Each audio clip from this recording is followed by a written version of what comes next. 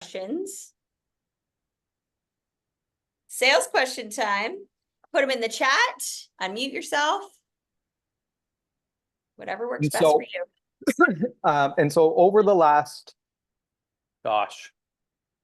couple of months now, we've broken down multiple calls with different results. We've looked at one of Kareen's, one of Denise's, one of Delyn's, and I think another one in there. And we've had a lot of discussions around those. We have broken down the entire sales playbook. We've talked about individual sales. We've talked about corporate sales. And because we're going to have a 2-week kind of hiatus from sales calls, I didn't want to start a new one today and then have us try to kind of remember it all July 15th when we reconvene again. So what sales questions, whether it's specific to a call, whether it's mindset related, whether it's an example, a stage in the playbook, what's pressing for you guys? What's on your mind?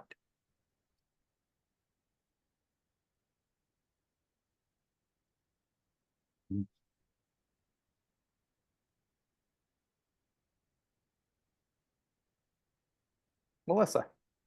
Hey. So I know this is kind of more, well, it is sales, but it's like more marketing.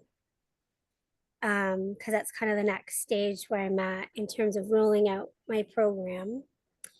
And I'm finding it super interesting that this is the spot where I get tripped. Like this is the spot from a mindset perspective that I make. I find I make the resistance. Like I create the excuses, or I create the overwhelm, or I create the story, like something to stop the momentum every single time. And it's just been interesting this time because I'm like, there you are again. You're creeping in. And I don't know what the question is. I just like some guidance around that, like creating a different story about rolling out the product Now, and in before an effective way. And before we answer, sorry, what was the last part you said? Just like rolling out the product in an effective way. And you're talking about, so stuff. when you say rolling out the product, are you talking about like how you market it, and that's where you trip yourself up? Yeah, that's every time. Okay. It's like this weird roadblock that I hit every single time. Okay, so I'm going to answer this mechanical and mindset. Yeah. All right. Yeah. Actually, you're going to answer the mindset piece, not me. Okay, cool. Mechanically, Dylan. There's no proven, this is the perfect pill. Right. This is the magic wand. Even amongst this entire group, everybody's customers are different. Okay. So mechanically, you have to dive in deep. What are the pain points and problems that your customer experiences? How is that impacting their life? Okay. And so your marketing needs to speak to those pain points, right, those problems, right? So a good place to start is always like asking a question. Are you a person, or are you somebody that fill in blank? Right. Right. Okay. Are you tired of letting your health dictate blank? Right? Is your health mentally draining you? Yep. Okay. A lot of that starts with a question. Okay. And you get somebody to answer that question and go, yeah, I am somebody who's like that, right? So this is where it takes some research, Melissa, because you have to have a pretty good idea of what are the pain problems that my customer faces. And this is why we talk in the playbook of everything, go back to what's your origin story. Yes. Yeah. What were the problems and things that you faced? And write to that person, because you're not the only person on the planet. You're not the only person in Canada. You're not the only person in Ontario. You're not the only person in your hometown that's feeling the way you felt once. So the customers are out there. You have to talk. The second aspect then is getting them to actually realize that they're worth investing in themselves. Yeah. Okay. Yeah. And that can take a Yeah. process. That can be a process. Ultimately, somebody has to feel as though the pain of changing is less than the pain that they're currently in, because people resist change. Okay. So that's kind of like the mechanical. And then it's testing. And you have to test. You can't plant a seed today and go, well, I tested it out. It didn't work. The seed didn't grow. It's a week later. I'm done watering it. Okay. You have Yeah. to give it time. And this is where, if you look at marketing, like what is A/B split testing? Yeah. I'm going to try one message this way. I'm going to try another message this way. And I'm going to see which, people are more clicking on, or what's getting the more traction behind it. Okay. Yeah. Now, the mindset part, what do you think you need to do? And you can't copy Delyn's answer in the chat. Sorry, say that question again. What do I think? What do you think you need to do? You're the mindset coach. So what do you Yeah. think you need to do to get over whatever it is that's causing you that resistance or tripping up or not really going forward with it? And you said this is customary for you, like this is a cycle. You get to this point and Yeah. every single time. Yeah. Okay. Yeah. So what's causing that? Like definitely a self-worth around success. Definitely about like, I know within every cell of my body that once I put my whole heart into it, it's gonna be huge. And there's something about the success of that Okay. there's resistance around. So, and let's take a different view then on this. What impact did mindset work and changing your belief have on other people? Or sorry, on you? On you. me. Yeah. Oh, like obviously it was everything. It was like the real key that turned the lock to open that door to living an easier, calmer, more purposeful, beautiful life. Like it's And night and day. okay, it's night and day. Like really tell me the benefits. Like Sure. really tell me, like, how did your life really change? Well, from a physical health perspective, I was able to like gain more weight, which I needed to do, see my lungs become, higher lung functions and calmer state. They weren't always acting up all the time.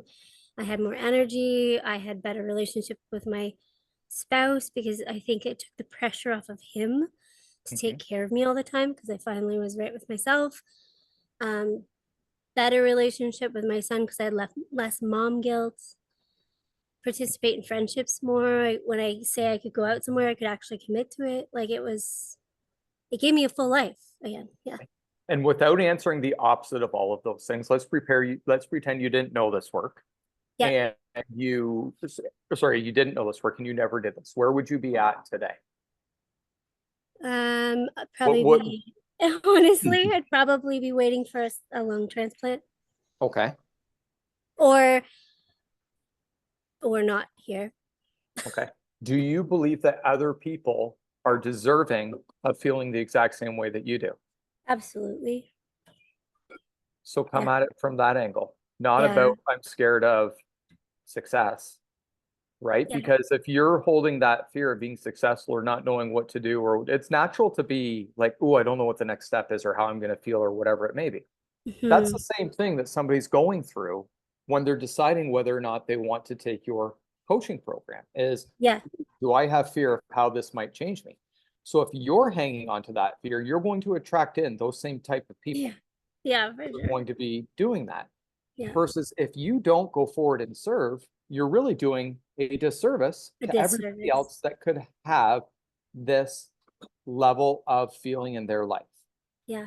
So that's what you need to focus on. And that's why having a strong backed emotional why you do what you do is so important. Because doing that is going to get you to get out of your own way. Yeah. But is there something else beyond that is it like, well, as soon as if I market properly and I get people calling me, if I don't know how to handle a sales call, is that something that is throwing you off? Or you just have to dive deep and go, is there something deeper down that's holding me back? So it's not the sales call. I feel confident I can talk and listen, receive, and sell them. Truthfully, it's really releasing that sick girl story, like officially releasing her, Mhm. and like who the heck am I without her? Is what it is. Right. Yeah. Right. Which is a story to talk about from a marketing perspective, right? Like It is. it really is. And we Because talked chances about that. are there's 1,000 other people out there that experience it more than that. Right. And we talked about this in the overall playbook about becoming a good storyteller. Yeah. Yeah. Right? Your ability to tell stories and true stories, but how you weave that story and paint that picture for somebody else is very important in that step. Yeah. And when you tell it from your own perspective of somebody who has lived it themselves, you can tell it with emotion. Yeah. Yeah. Yeah. Okay. And then they feel it, right? Like they instantly know. They just Yeah. instantly feel that energy about it. Yeah. Yeah. Just saying, are you adding to this or is this your question in the chat? Yeah, no, I want to add to this because I was going through the same thing as well. And then what I came to the realization, and it always comes down to it, is that how much are you willing to be vulnerable and people pretty much seeing you naked, Yeah. right? And then and it's No one wants to see me naked. like, the soul, naked of the soul, Mhm. right? And then I find like this is what I was like, and then it goes back into the pain point of our own selves. It's like, are those parts of ourselves healed so that we're okay to actually share those part of ourselves? Is there certain stories that we're willing to express without going so deep, but still putting the point across? Mhm. Because we don't have to just like, run around naked in front of everybody, like our soul, if we're not ready to go there, but we still have to share our story in a way that people will resonate and all that. That's where I came, because I was reflecting on that same questions myself. We had that talk before, Melissa, right? Yeah. And what I came for me. So if it helps. Yeah. That does. Was your question answered in full, Melissa? Anything Yeah, else that's that's good. lingering or spinning off from that? No, I think like, yeah, that's good. Okay. If during this call, if something else pops up, let me know. Okay. Just saying, can you elaborate on in-person sales a little bit more?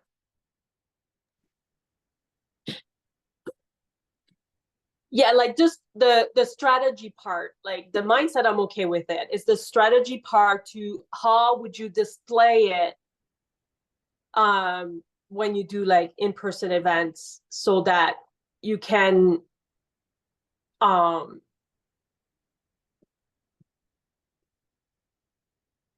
make it so that it's like this is the next step. Okay. And so just so I'm clear, I'm just going to want to ask some clarifying questions. So when you're talking in person, you're not talking like a one-to-one sale. You're talking, I have a group of people in front of me. Yeah, either a group of people or like vendor show, like, but mostly group of people, mostly, yes. Okay, so I'm just going to touch on the vendor show first of all, because that's not going to be your time to sell anyways. That's your time to showcase, collect Yeah. leads, and hopefully lead people to a call or something like that with you. As far as an event goes, so it depends on the length of the event. But you have to lead people. There's a beginning, a middle, and an end. And I'll share with you guys a document that I have. It's called the perfect webinar as well. And the perfect webinar could be the same as the perfect event.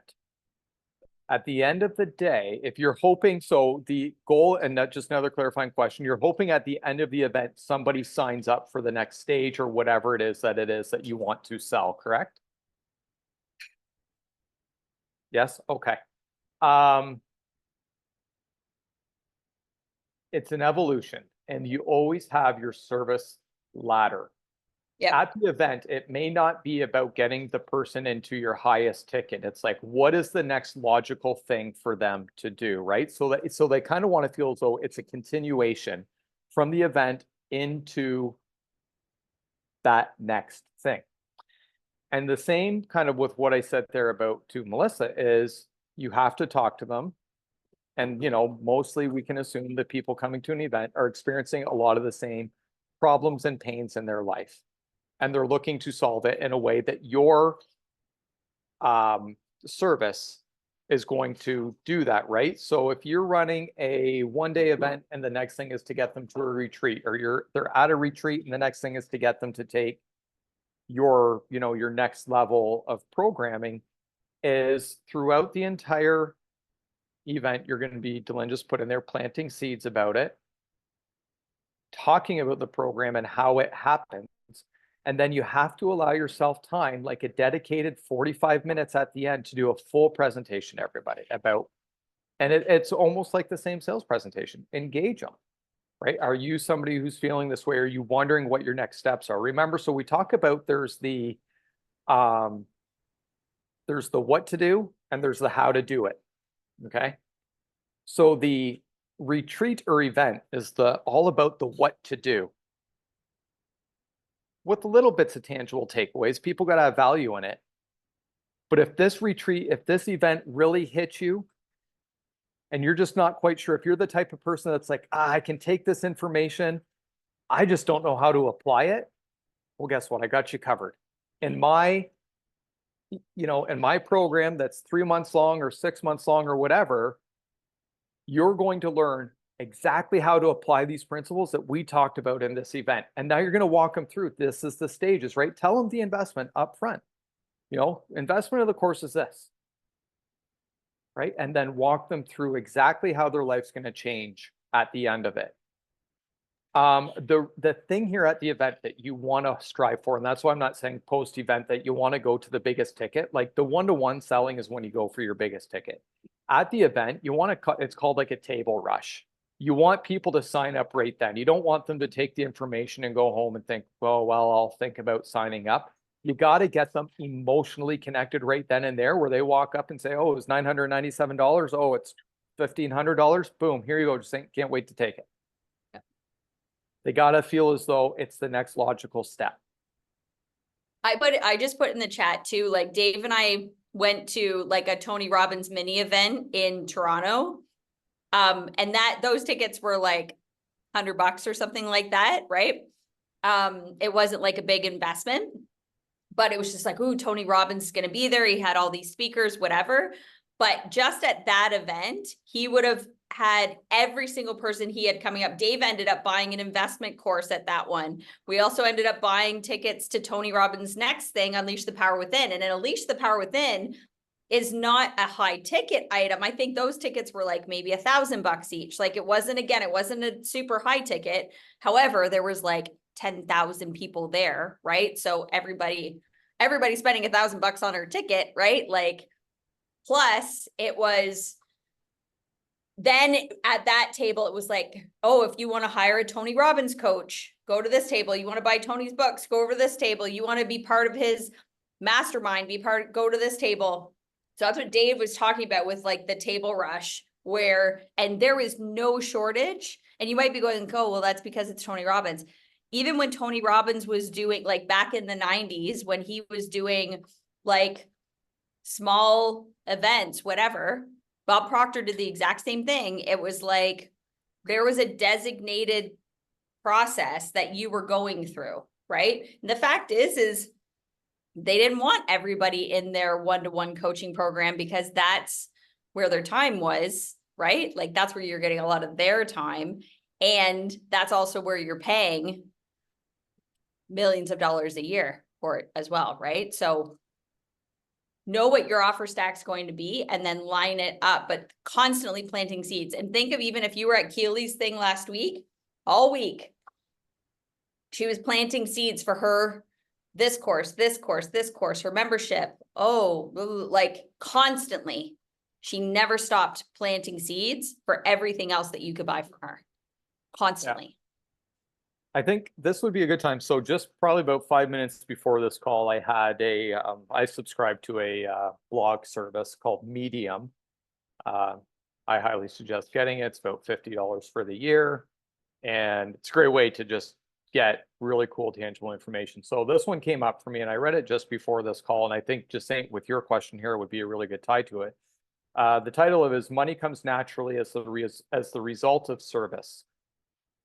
It can feel counterintuitive at first, but when a company focuses on service over revenue, they likely earn even more money than if they had flipped that. Back in 1997, when Barnes and Noble seemed to be catching up to Amazon, Jeff Bezos gave a talk to his company to make sure they were focused on the right things, saying, look, it's okay to be afraid, but don't be afraid of our competitors because they're never going to send us any money. Be afraid of our customers. And if we just stay focused on them instead of obsessing over this big competitor that we just got, we'll be fine.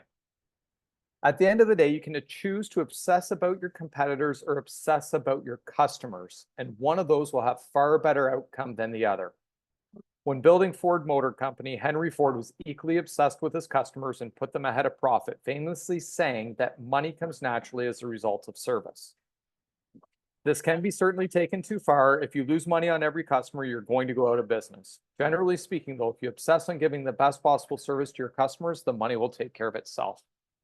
And so when you look at those events or retreats, if you're like, I am going to give so much value packed into this, the customers, and you obsess about your customers, they will take care of themselves. And the next thing just needs to be that next logical step in the buying process. Going, this was a good event. Yeah, I really understand now what my problem is greater and what I need to do. Ooh, can I do that on my own? Like Tony Robbins did a great job at his event. He's like, listen, 85% of this room here, or 90% of this room, you guys are going to go home from Unleash the Power Within, 4 amazing days. He's like, you won't do a thing with it. 85% of you are going to go home and you're going to feel high about it for a week or two, and life's going to come back in. You're not going to do a thing with this. Like, what'd you come here for in the first place then anyways? Do you really want to change? And he's right. He's right. Did that help? Yes, most definitely.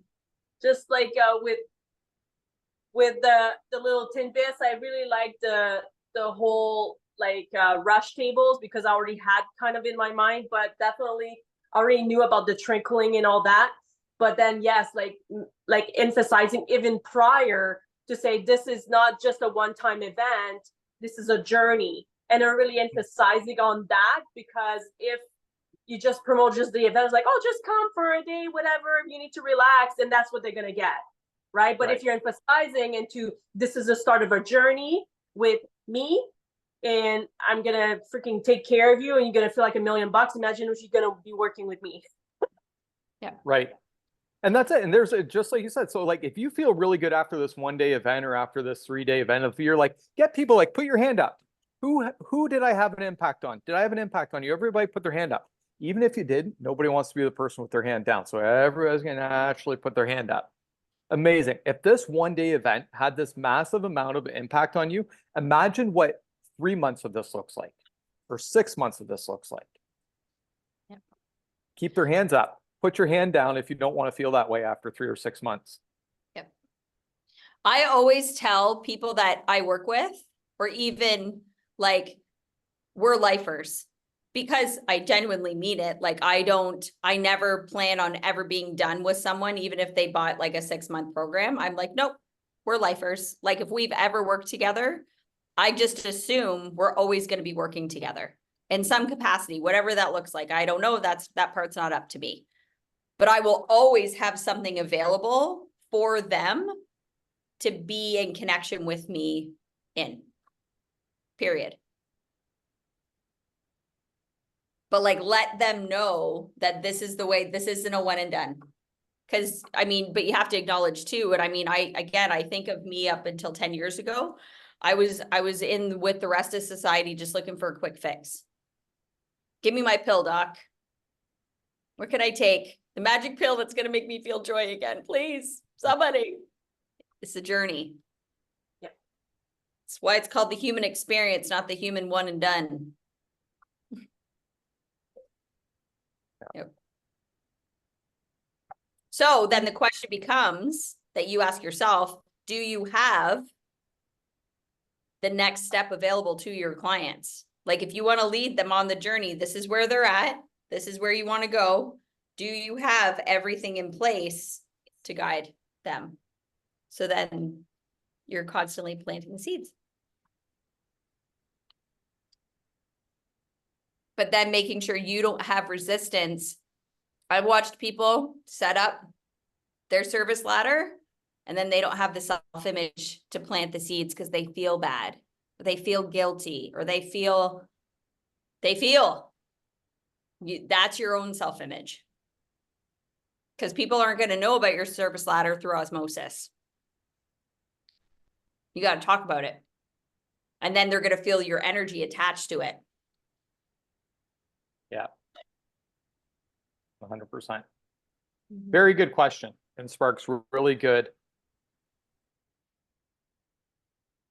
talk and discussion. Anybody else? Any questions?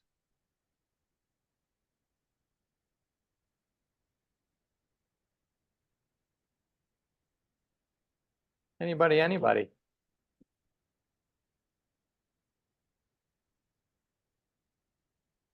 Denise, how's it going with your putting your stuff together? Hi. Yeah, I put some stuff into Chat GPT and just looking over what it's produced and then trying to figure out a way that I can streamline it a bit for myself. So, yeah. Did it spit out anything that inspired you? Yeah, it did. And like I said, I just have to get into it and just kind of look it all over. Like it did. It kind of gave like a weekly routine that I could set up like for each section of the 3 pillars of health. So it's just trying to get it all together. Okay, I'll be so working on this week. okay. So set goals for yourself to get it launched. Okay? Because your paradigm will have you, oh, I just got to do this next. Like when you sit down with Chat GPT, you're just using that tool to spark something in you to go, oh, and then you take it and execute it. Right? So it's like, if you don't like, Take if the you next don't, step. yeah. Yeah. We're going to be talking in a week from now or at next week's mastermind, and you'll be going, oh, I have to still look at right? And then it'll be, well, I'm stuck on the marketing, or I'm stuck on the, don't let it go down that road. This is literally step 1 of 50. Yeah. Spend a hot second there and then move on. Yeah, I didn't get a chance to look at it much on the weekend because I was away both days, but yeah, I want to look at that today and then see if I want to do it like, because I'm doing the 3 pillars of health, just work on the one or try and do like mini sessions of all 3 together. I'm working on setting up a workshop, a 1-day workshop, like a 3-hour workshop that has each of those 3 pillars in it. So looking at how I want to obviously market it, how I want to set it up and then market it from there.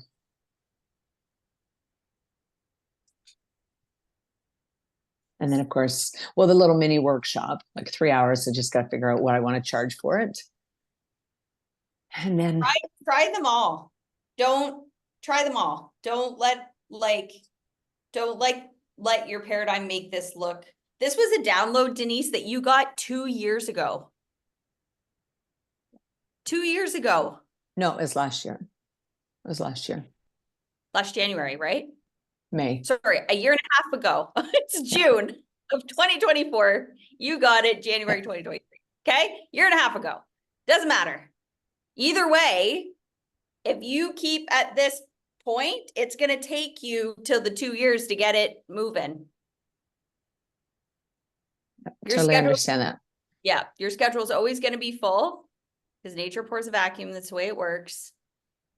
And right now we get to go, oh, it's because it's summer. Well, then it'll not be summer, it'll be fall. Then it'll be Christmas and then whatever, right? So just keep going. Just saying. So this is something that I have done in the past, is that I start to advertise it before I hadn't figured it out, and then I figured it out. Because then you have no choice. Then if you are into procrastination and all that, then that's gonna kick in, and then you're gonna go on overdrive, and you're gonna just create it in like 3 hours. So just put it out there already. Set your date, set your time, do your graphic, put it out there, and then start inviting the people, and then figure it out. Because otherwise, yeah, for me, I don't know, if I don't have a little bit of that pressure to like get me going, it just takes too long. So just make a graphic and say, hey, I'm doing this on this day, da da da da da, and start advertising, and then Yeah, I already have the date and times picked out. I just have to do the graphic. there you go. Awesome. Congratulations. I'm just trying to figure out what I want to call it for the event. So yeah.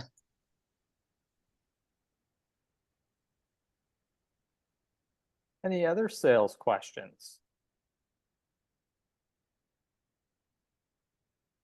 Denise, specific to what it is that you're working on, do you have any questions that you would like answered? Not at this point. Okay, Once I figure out like the actual program that I'm creating for those 3 pillars of health, then I'll have to figure out what I want to charge for it. So, but I have to look at like narrow down. I just got to look at it over and then figure out what I want to charge for that program. cool. Okay. Billy, any sales stuff for Michelle that are coming up for you guys that you would like answered?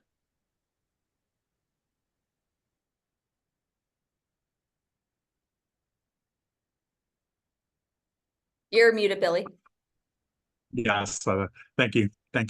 Actually, I'm just listening because I'm kind of like where Denise is, and y'all know, I mean, I can, list myself or task myself into forever, but like I've got the program mostly written, I've got people lined up, I've got the equipment I need for recordings. So whenever you're going to do that, do you do like the first podcast that I do, would you suggest that I do that by myself to lead into like my first guest next week?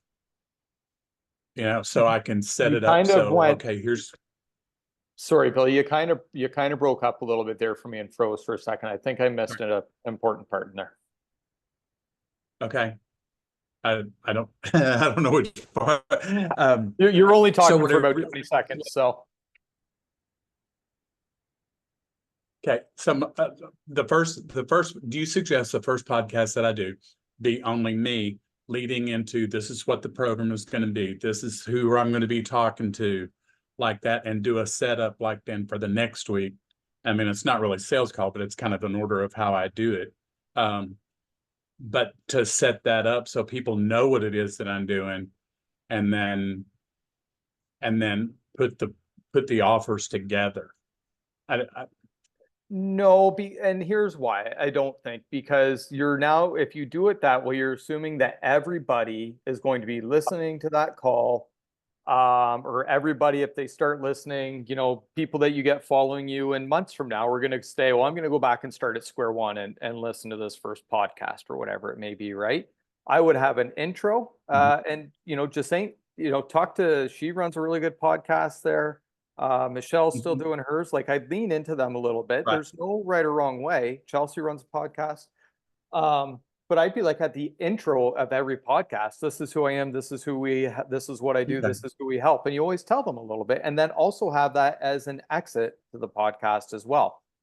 So people Right. are always aware, no matter when they come in or what episode they ever first listen to, that they know who it is or that you're helping or what it is that you're all about. Because called- I wrote that, I sent one script to Delenn last week, and that's kind of what you're talking about is the intro to it. So that part and I've got the out also done. So Right. What is your main objective or outcome of that you're hoping to get from the podcast? And I want to talk to us about something else here. I think that I talked to just Saint about with podcasts, but what's your primary? well, I mean, the people that I'm going to be talking to, and because my story is, of course, with, my health journey with HIV, like that, how that was part of an identity. But the things the steps that I'm going through could apply to anybody, regardless of what their health issue might be, whether it's overweight, diabetes, or whatever. The principles are still going to be the same. And so I want to be able to tap into those to show people, that you don't have to get trapped into whatever your diagnosis is. It's about who you are going to be at the end of that, which is your healthy self. Right. And so at the end of the day with there has to be a call to action, right? If you want to know more, download my guide or download my free webinar or there's got to be something there. Book me a call with me because, right, remember that service ladder. One thing's got to kind of seamlessly lead to the next. Consider to increase your followers.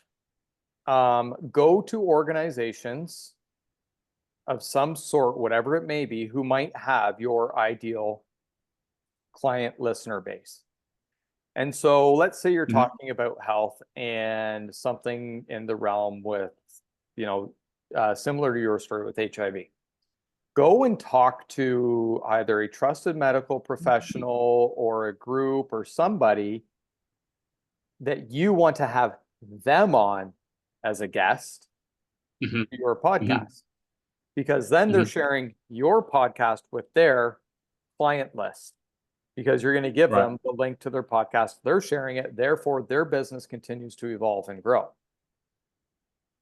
Right? I actually think it's almost more beneficial to be a podcaster than it is to be a guest on podcasts. One of the first people that I've already talked to her is my naturopath, Laura, because she does have a huge following. Amazing. And Laura, I'd love to have you on as a guest. And if you're starting out struggling to find people, create a series with one person. Right. I thought about that to have like maybe 3 or 4 segments kind of on the same topic.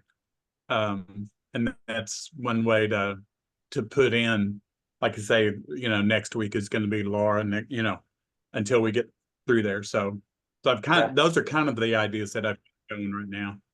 Yeah. Especially with Laura. Because Laura's also agreed to be the documentation of my, okay, this is my baseline of where I started this naturopath program, the holistic vegan diet, blah, blah, blah.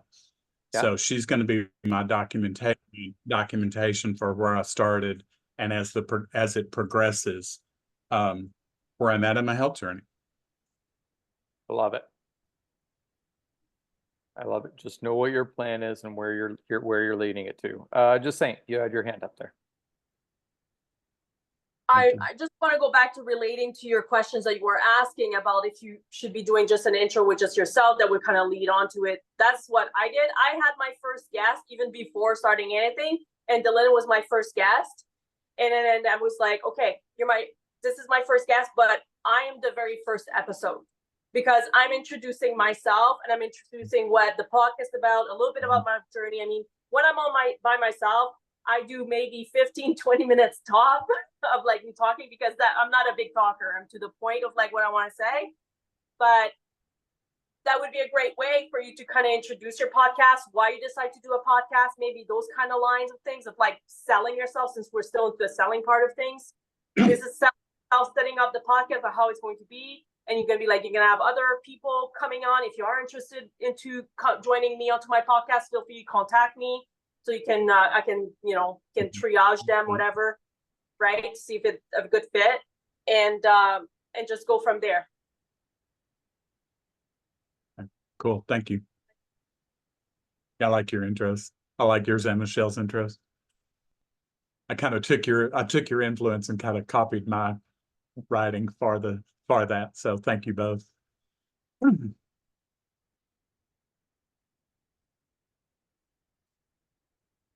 right. Anybody else? Any other questions? Anything that has spun off from anybody else's questions? Okay.